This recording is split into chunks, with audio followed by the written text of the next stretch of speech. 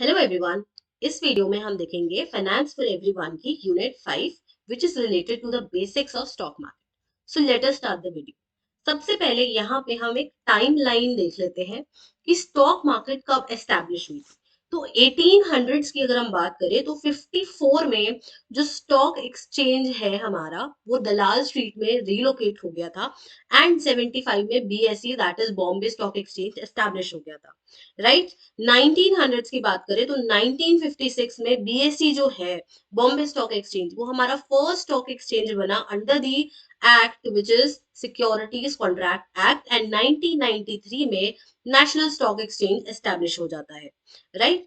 2000 में हमारी internet trading commence हुई थी at NSC and derivative trading जो है वो भी स्टार्ट हो गई थी। 2001 में बीएसई ने भी डेरिवेटिव ट्रेडिंग स्टार्ट कर दी थी। अब ये डेरिवेटिव ट्रेडिंग क्या होता है वो हम आगे की स्लाइड में समझेंगे। राइट। सबसे पहले तो हम ये समझते हैं कि सेंसेक्स क्या है। सेंसेक्स जिसका पूरा नाम है सेंसिटिव इंडेक्स, ये एक वैल्यू वेटेड इंडेक्स है जो कि 30 फर्म्स की वैल्यू को इवेल्युएट करता है और इसका बेस ईयर जो है वो है 1978 से 1949। सो सबसे पहले हम यहाँ पे जानते हैं कि बेस ईयर क्या होता है बेसिकली। तो जो बेस ईयर होता है वो एक तरीके से स्टार्टिंग पॉइंट होता है। राइट। ये क्या होता है? स्टार्टिंग पॉइंट होता है जिसको हम चूज करते हैं ताकि हम कंपेयर कर सके कि जो हमारी मार्केट है वो कितनी ऊपर गई या वो कितनी नीचे आई। राइट। तो हमें एक बेस ईयर चाहिए होता है तो हमने उसके लिए बेस ईयर ले लिया 1978 टू 49। अब दूसरी बात, ये 79 है। राइट। दूसरी बात ये है कि इसकी एक हमें बेस ईयर के साथ साथ बेस वैल्यू भी लेनी पड़ती है। तो यहाँ पे हमने बेस वैल्यू ली है 100। राइट। तो ये जो बीएसई है, यहाँ पे बीएसई लिस्टेड कंपनीज होती है जो कि इंडिया की largest and most important and reputed industries होती है। राइट। अब ये इंडेक्स क्या होता है? जैसे कि हमने देखा कि जो बेस ईयर होता है वो होता है starting point. Let us imagine एक रेस, ठीक है, एक मैराथन चल रही है या एक रेस चल रही है। तो जो बेस ईयर होता है वो होता है starting point of the race. Right. And जो इंडेक्स होता है या फिर जो इंडेक्स मूवमेंट होती है वो होता है कि how far the runner has gone. Right. तो आई होप इस एग्जांपल से आपको ये इंडेक्स बेस ईयर ये सारी चीजें क्लियर हो गई होगी। राइट। अब ये जो इंडेक्स है सेंसिटिव इंडेक्स सेंसेक्स जो है ये कैलकुलेट होता है आईएनआर इंडियन रुपीज में एंड यूएस डॉलर्स में। तो ये दो चीजें हैं जिसमें ये कैलकुलेट होता है। एंड एज ऑफ अगस्त 31 2021 ये जो इंडेक्स है वर्थ 3.71 ट्रिलियन रुपीस का था। Right. The following for the top 5 companies या कंपोनेंट्स जैसे कि Reliance industries, HDFC bank, Infosys, HDFC and ICICI. जो सेंसेक्स है वो रीएवैल्यूएट होता है, दोबारा से कैलकुलेट होता है सेमी एनुअली, मतलब हर 6 मंथ्स में ये कैलकुलेट होता है। राइट। अब नेक्स्ट देखते हैं कि सेंसेक्स को डिटरमाइन कैसे करते हैं, मतलब हाउ इट इज कैलकुलेटेड। तो सेंसेक्स की वैल्यू निकालने के लिए हम लगाते हैं फ्री फ्लोट कैपिटलाइजेशन मेथोडोलॉजी। अब ये फ्री फ्लोट कैपिटलाइजेशन मेथोडोलॉजी क्या होती है? तो यहाँ पे हम सिर्फ और सिर्फ उन कंपनीज को काउंट करते हैं जो कि अवेलेबल होती है, फ्रीली अवेलेबल होती है फॉर ट्रेडिंग। ठीक है, फॉर ट्रेडिंग पर्पसेस, जिसकी हम बाइंग एंड सेलिंग बहुत ही आराम से फ्रीली कर सकते हैं। अब ये फ्रीली कर सकते हैं का मतलब क्या है? जो ट्रेडेबल शेयर्स होते हैं, फ्री फ्लोट वाले शेयर्स होते हैं, वो कौन से शेयर्स होते हैं? ऐसे शेयर्स जो कि पब्लिक इन्वेस्टर्स के पास है, पब्लिकली इन्वेस्टर्स के पास है। राइट। दूसरा इसमें हो सकता है म्यूचुअल फंड्स, क्योंकि म्यूचुअल फंड्स भी हम ट्रेड कर सकते हैं आराम से। फॉरेन इन्वेस्टर्स जो होते हैं उनके फंड्स जो होते हैं वो भी इसमें आ जाते हैं। राइट। अगर हम फ्रीली ट्रेड कर सकते हैं तो उसको कहते हैं फ्री फ्लोट कैपिटलाइजेशन। लेकिन अगर हम फ्रीली ट्रेड नहीं कर पाते हैं तो उसको कहते हैं मार्केट कैपिटलाइजेशन, जैसे कि प्रमोटर के शेयर हो गए। ठीक है, जो प्रमोटर के शेयर होते हैं, कंपनी का जो प्रमोटर होता है उसके शेयर होते हैं, जो या फिर जो भी गवर्नमेंट की होल्डिंग्स होती हैं, या फिर जो भी स्टॉक होते हैं, शेयर्स होते हैं जो कि फाउंडर और मैनेजमेंट के लिए लॉक्ड होते हैं, वो उनसे हम ट्रेड नहीं कर सकते। तो ऐसे वालों को कहते हैं हम मार्केट कैपिटलाइजेशन। राइट। तो यहाँ पे वेटेड मेथड लगता है। यहाँ पे इस वेटेड मेथड का मतलब क्या है, ज्यादा वेटेज किसको दी जाती है, ज्यादा सिग्निफिकेंस किसको दिया जाता है, with companies with a larger share of index total market capitalization. Let us suppose जो HDFC है उसका टोटल मार्केट शेयर में 30% का शेयर है, या फिर 80% का लेट सपोज अगर शेयर है, तो बहुत ज्यादा शेयर है, तो इसको ज्यादा सिग्निफिकेंस दी जाएगी। जो एचडीएफसी का स्टॉक होगा या एचडीएफसी की जो मूवमेंट होगी, हम उसको ज्यादा वेटेज देंगे, राइट, ज्यादा सिग्निफिकेंस देंगे। This means that the Sensex places larger emphasis on the indexes of the leading firms, जो कि reputed firms है, उनको ज्यादा ये emphasis देते हैं। The free float capitalization method is an alternative to the market capitalization method that solely takes into account the freely tradable shares. अभी हमने देखा कि जो free float capitalization method है वो क्या होता है, एक ऑल्टरनेटिव होता है मार्केट कैपिटलाइजेशन मेथड का, जहां पे हम फ्रीली ट्रेडेबल शेयर्स में ट्रेड करते हैं rather than the restricted shares और shares held by the top managers या प्रमोटर या जो गवर्नमेंट की होल्डिंग है, जो फाउंडर्स की होल्डिंग है, उनके हम बात करते हैं तो वो कहते हैं रिस्ट्रिक्टेड शेयर्स, राइट। तो ये तो हो गया हमारा सेंसेक्स के बारे में बात। नेक्स्ट है हमारा निफ्टी। तो निफ्टी की फुल फॉर्म होती है नेशनल स्टॉक एक्सचेंज, ठीक है, ये एक्रोनिम है। इसमें 50 मोस्ट ट्रेडिंग स्टॉक आते हैं on the national exchange and measures the performance of equity markets. तो यहाँ पे ये बात ध्यान में रखनी है हमें कि इक्विटी जो मार्केट्स होती हैं उनकी परफॉर्मेंस को मेजर करता है।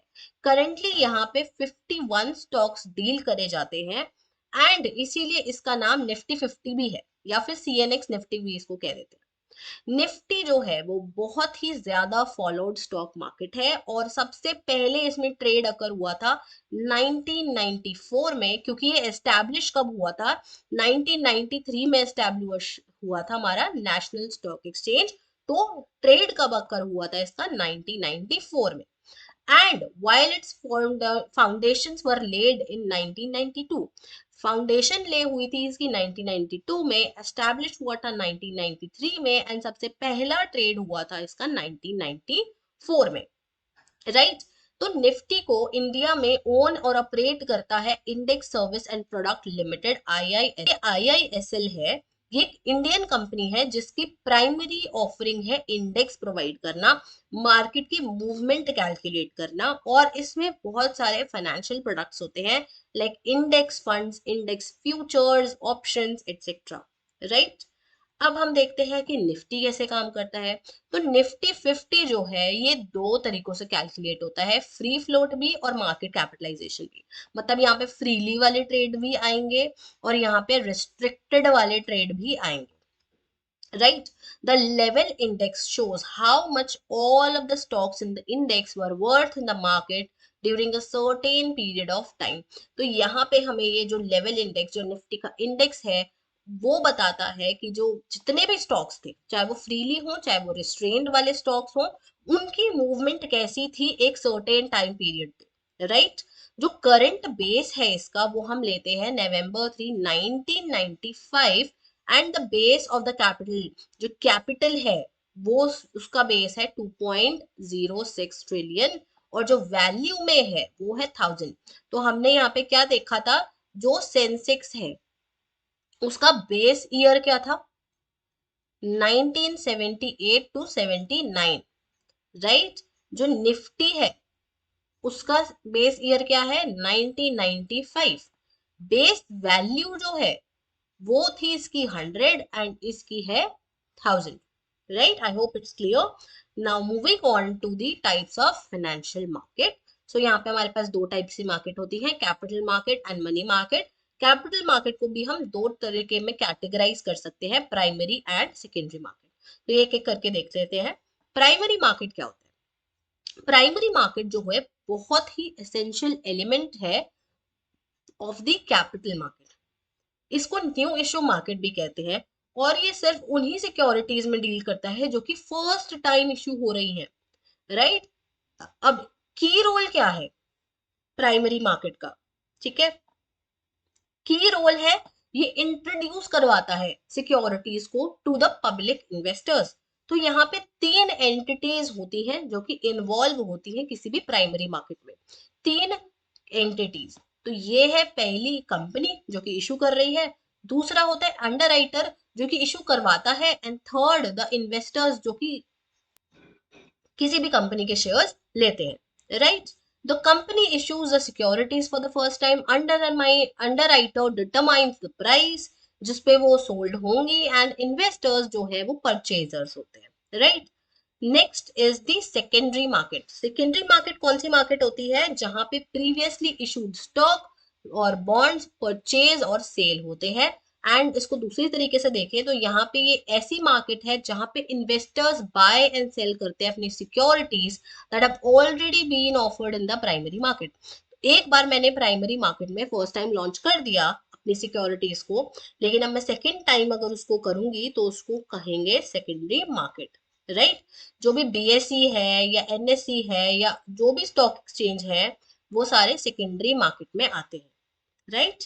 Next is the IPO. IPO क्या होता है? Initial public offering. ये एक ऐसा प्रोसेस है जिससे प्राइवेट कंपनी पब्लिक जाती है। प्राइवेट कंपनी मतलब वो पहले जो अपनी फंडिंग थी वो प्राइवेटली लेती थी, लोगों से नहीं लेती थी, राइट। फिर उसके बाद वो पब्लिक चली गई। कैसे चली गई? By issuing it shares to the general public. अब वो जनरल पब्लिक को इशू कर रही है अपने शेयर्स, जनरल पब्लिक से पैसे मंगा रही है, तो उसको कहते हैं हम आईपीओ, ठीक है। इस पूरे प्रोसेस को हम कहते हैं इनिशियल पब्लिक ऑफरिंग।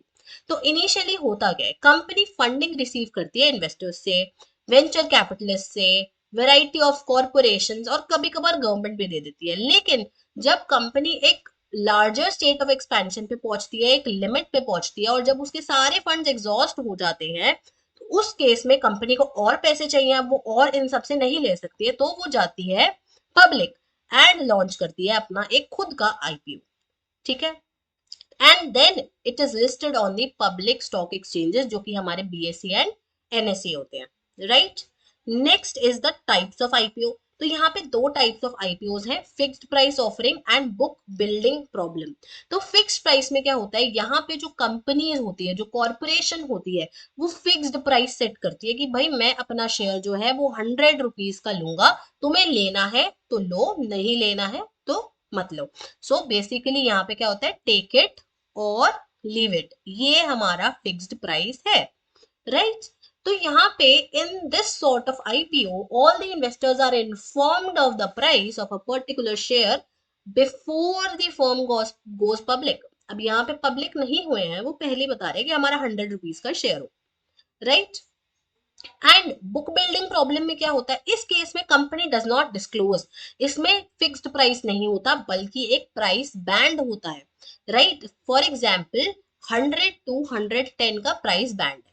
अब यहाँ पे प्राइस कैसे डिटरमाइन होगा? इन्वेस्टर की डिमांड के अकॉर्डिंग। इन्वेस्टर ए है, वो बोल रहा है मैं 100 रुपीज में खरीदूंगा, बी है वो बोल रहा है मैं 105 में खरीदूंगा, सी है वो बोल रहा है मैं 110 में खरीदूंगा, लेट अस सपोज, ठीक है, ये एग्जाम्पल ले रही हूँ मैं। तो यहाँ पे जो कंपनी है वो डिटरमाइन करेगी कि मेरे को ज्यादा से ज्यादा प्राइस जो है वो 105 रखना चाहिए according to the demand of the investors, right. Next is the follow on public offer. अब कभी कभार क्या होता है? एफपीओ का मतलब क्या होता है? कभी कभार जो फर्म ऑलरेडी इशू कर चुकी है, आईपीओ के थ्रू इशू कर चुकी है, अब हो सकता है कि उसको अपना स्टॉक बेस जो है वो बढ़ाना है, शेयर्स का बेस बढ़ाना है, एंड उसको और इशू करने हैं, फर्दर इशू करने हैं, तो उसको हम कहते हैं follow on public offer. The company generally undertakes FPO in order to increase the stock base. The company employs FPO only once it has begun the IPO process। अब उसने IPO का प्रोसेस शुरू कर दिया है, लेकिन उसको और फाइनेंस चाहिए और शेयर्स इशू करने हैं, तो अब वो क्या ऑर्डर करेगा? Follow on public offer, right. It is a subsequent issue. IPO issue हो चुका है, आईपीओ जो है वो इनिशियल इशू है, शुरुआत का इशू है, और उसके बाद का सब्सीक्वेंट मतलब बाद का जो है वो होता है एफपीओ। अब ये दो पर्पस के लिए होता है। हो सकता है कि मुझे अपना ऑर्गेनाइजेशन का डेट जो है वो डिक्रीज करना है, ठीक है, जो डिबेंचर्स मैंने लिए हुए थे वो मुझे डिक्रीज करने हैं, या मुझे कंपनी की कैपिटलाइजेशन इंक्रीज करनी है, कंपनी की जो कैपिटल वैल्यू है वो इंक्रीज करनी है, right. Next is offer for sale. So offer for sale या OFS जो है उसका मतलब क्या है, it refers to the selling shares of a listed company. मैं यहाँ पे शेयर सेल कर रही हूँ, किसके, लिस्टेड कंपनी के, थ्रू एक्सचेंज प्लेटफॉर्म। अब एक्सचेंज प्लेटफॉर्म हमारे क्या होते हैं, BSE होता है, NSE होता है, जो हमारे स्टॉक एक्सचेंज होते हैं, राइट। अंडर दिस मेथड जो प्रमोटर होता है, ये हमें यहाँ पे ध्यान रखना है, दिस इज वेरी इंपॉर्टेंट। जो भी प्रमोटर होता है वो अपने सेल करता है shares to the general public, ठीक है। This method was introduced by SEBI in 2012 to facilitate the promoters of public trading firms to reduce their ownership and comply with the minimum public shareholding by June 2013। अब इसमें हुआ क्या था, 2012 में सेबी ने introduce किया था कि जो प्रमोटर्स है ना उनके पास बेसिकली मिनिमम होल्डिंग होनी चाहिए, मिनिमम पर्टिकुलर अमाउंट की होल्डिंग होनी चाहिए। अगर उससे ज्यादा है तो तुम अपने सेल कर दो शेयर्स, और किसको दे दो, जनरल पब्लिक को दे दो, राइट। ये था। तो अब ये सेल करना इसको कहते हैं ऑफर फॉर सेल। कौन करता है, प्रमोटर करता है, किसका करता है, लिस्टेड कंपनी का करता है, right. As mandated by SEBI, क्योंकि इसको सेबी ने मैंडेट किया था, ये काफी वाइडली इंप्लीमेंट हुआ था पब्लिक सेक्टर में भी एंड प्राइवेट सेक्टर में भी। लेटर इसको गवर्नमेंट ने भी यूज किया है काफी अच्छे तरीके से to sell it stake in the public sector companies, क्योंकि गवर्नमेंट का इशू, स्टेक कितना होता है, 51% का स्टेक होता है ना किसी भी पब्लिक कंपनी में, तो उसको अपना स्टेक कम करना है, 51% से लेट्स सपोज 40% अपना स्टेक करना है, तो उसको ये कम करना है, तो वो क्या करेगा, गवर्नमेंट को जो भी इसके शेयर्स हैं वो किसको बेच देगा, जनरल पब्लिक को बेच देगा। Next is the block deal. अब ये ब्लॉक डील क्या होता है, block deal is refers to the large transaction of shares, काफी बड़ी ट्रांजैक्शन होती है, छोटी मोटी ट्रांजैक्शन मतलब 10-12 शेयर्स हम नहीं खरीद रहे, काफी सारे शेयर्स खरीद रहे हैं, जो कि दो पार्टीज के बीच में होते हैं। टिपिकली ये पार्टीज जो होती हैं वो जनरल पब्लिक ना होके कौन होती है, institutional investors outside of the open market, मतलब ये ओपन मार्केट में नहीं होता है, ये इंस्टीट्यूशनल इन्वेस्टर्स के बीच में होता है। Minimum 5 lakh shares and maximum जो वैल्यू होती है वो होती है 5 crore, right, this is maximum. तो जो मैक्सिमम वैल्यू है 5 करोड़ तक के होती है इसकी। These transactions are negotiated, मतलब बहुत ही सोच समझ के नेगोशिएट करते हैं, एग्जीक्यूट होती है through a separate trading window जो कि प्री डिटरमाइंड प्राइस पे होती है to ensure fairness for both the parties, right. Block deals जो होती है वो कॉमनली इंस्टीट्यूशनल इन्वेस्टर्स जैसे कि mutual funds, bank, to manage large funds, ताकि ये लार्ज फंड्स को मैनेज कर सके without effecting any price. Next है हमारा इक्विटी एंड प्रेफरेंस में डिफरेंस। तो इक्विटी शेयर्स जो होते हैं इनको राइट टू वोट होता है ऑन एवरी रेजोल्यूशन, मतलब जो भी कंपनी की एनुअल जनरल मीटिंग होगी इनके पास राइट होता है टू वोट, ठीक है। The term resolution here means share holders coming together, मतलब उनकी मीटिंग हो रही है, जो अब मीटिंग को क्या कहते हैं, इनको एनुअल जनरल मीटिंग, राइट, और AGM। उसके बाद प्रेफरेंस शेयर होल्डर्स जो होता है इनके पास जो होता है राइट टू वोट होता है only on the resolution place before the company which directly effect the right. अगर इनके राइट्स इफेक्ट हो रहे हैं तो ही इनके पास राइट टू वोट होता है, नहीं तो नहीं होता। दूसरा, इक्विटी शेयर्स रिडीम नहीं हो सकते, प्रेफरेंस शेयर्स रिडीमेबल होते हैं। अब रिडेम्पशन का मतलब क्या होता है, एक्सचेंजिंग समथिंग, मतलब मेरे को अपने इक्विटी शेयर्स बेचने हैं एंड उससे उसके बदले मुझे पैसे चाहिए, मतलब इक्विटी शेयर्स मुझे अपने सेल करने हैं, राइट, तो that is redemption. Next is debenture. Debenture क्या होता है, एक ऐसी अरेंजमेंट होती है जहां पे कंपनी डेट को रेज करती है फ्रॉम अदर्स, जैसे कि general public, institution such as bank. Usual debt arrangement में क्या होता है, डिबेंचर जो होल्डर होता है उसको मिलता है इंटरेस्ट, कौन देता है, कंपनी देती है, right. In this case it would be the company issuing debenture, ठीक है। और लास्ट में रिडेम्पशन के टाइम पे इंटरेस्ट के साथ साथ उनको प्रिंसिपल भी पे बैक करना होता है।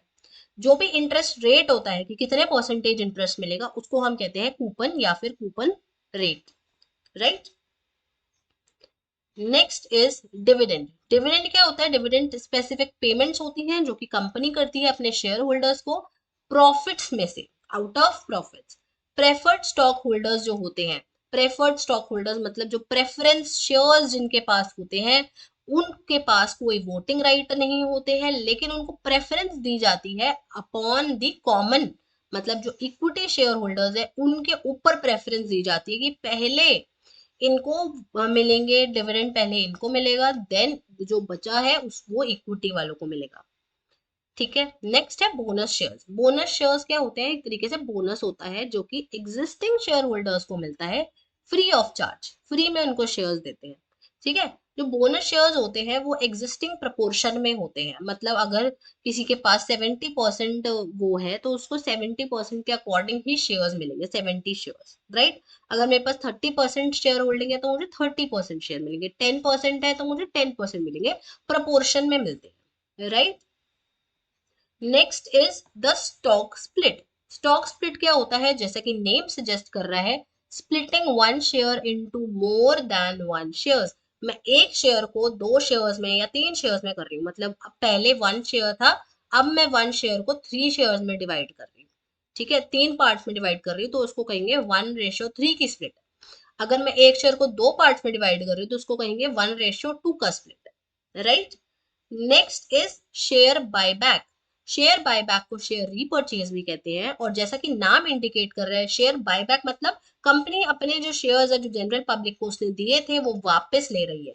द कंपनी में buy shares directly from the stock market और offer to buy shares from it shareholders directly pre announced और फिक्स्ड प्राइस पे, right.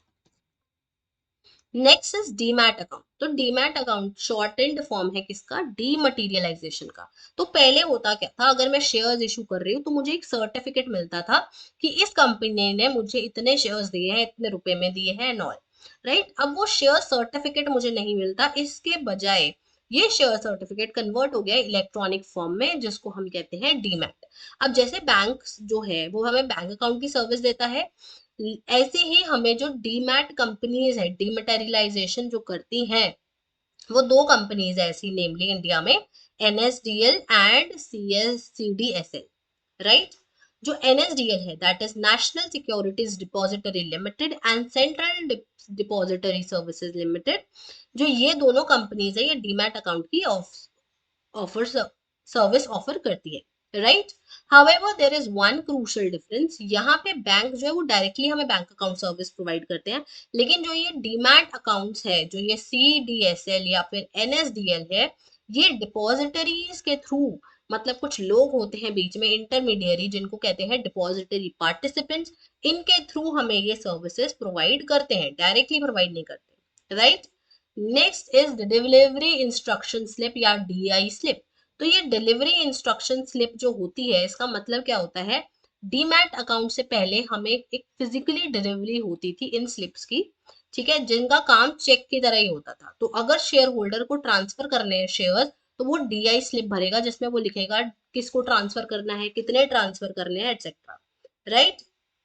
Next is blue chip stocks. तो ब्लू चिप स्टॉक्स कौन से stocks होते हैं? वो स्टॉक्स जैसे ये पोकर वाले गेम में होते हैं ना, ब्लू कलर चिप्स होती हैं तो हाईएस्ट वैल्यू होती है ब्लू कलर चिप्स की, वैसे ही ब्लू चिप स्टॉक्स होते हैं ऐसे स्टॉक्स जिनकी वैल्यू काफी हाई होती है, ऐसी स्टॉक जिन ऐसी कंपनी के स्टॉक जिनकी वैल्यू, जो रेप्यूटेड कंपनी है बेसिकली। ये ब्लू चिप बनाया किसने था टर्म? ओलिवर गिंगोल्ड ने बनाया था, ये जो जोन्स का एक एम्प्लॉय था, राइट। अर्ली 1920s में इसने ये टर्म कॉइन किया था। अब ब्लू चिप कंपनीज या ब्लू चिप स्टॉक्स वो स्टॉक्स होते हैं जो कि रेप्यूटेड होते हैं, जिनकी गुड परफॉर्मेंस होती है, right. Next is the defensive stock. तो डिफेंसिव स्टॉक वो स्टॉक होते हैं जो कि नेसेसिटीज के होते हैं बेसिकली, ये हमें याद रखना है। ऐसे स्टॉक जिनकी मार्केट वैल्यू ऊपर हो या नीचे हो, हमें फिर भी इसको खरीदना ही पड़ेगा, राइट। क्यों? क्योंकि ये नेसेसिटीज में है, जैसे कि यहाँ पे फूड आ जाता है, यहाँ पे मेडिसिन आ जाती हैं, तो ऐसी सर्विसेज यहाँ पे, ऐसे टाइप के स्टॉक्स यहाँ पे आ जाते हैं, right. Next is the face value. Face value क्या होती है? Normal stated value of the share. For example 100 rupees का वो शेयर है तो ये हो गई उसकी फेस वैल्यू, जो कि कंपनी अपने रजिस्ट्रेशन डॉक्यूमेंट में मेंशन करती है। मार्केट वैल्यू क्या है? ये एक ऐसी वैल्यू है जहां पे स्टॉक एक्सचेंज में ट्रेड होता है। फॉर एग्जाम्पल आज ये जो 100 वैल्यू वाला शेयर है वो आज 112 में ट्रेड हुआ है, लोगों ने 112 रुपीज में खरीदा है, तो this is called the market value. Market capitalization क्या होती है? मार्केट कैपिटलाइजेशन जो पूरी कंपनी की मार्केट वैल्यू है, जितने भी उसके पास एग्रीगेट नंबर ऑफ शेयर्स हैं, जो भी करंट प्राइस है, जो भी आउटस्टैंडिंग है, उसकी टोटल वैल्यू को कहते हैं हम मार्केट कैपिटलाइजेशन, राइट?